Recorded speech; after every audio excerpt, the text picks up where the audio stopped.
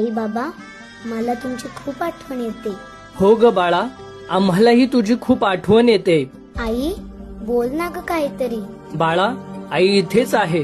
मला तुमच्या सोबतच राहायचं होतं, शाळेत जायचं होतं, मित्रांसोबत खेळायचं होतं, आयुष्य जगायचं होतं बाबा.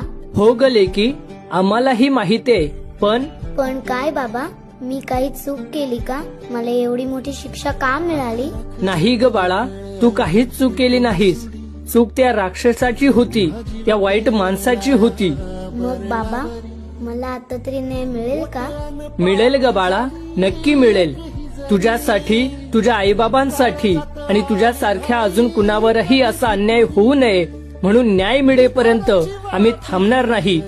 आज आपल्या सोबत संपूर्ण महाराष्ट्र उभा आहे बाळा. जीव तुझ्या पायी रमानसा उधारी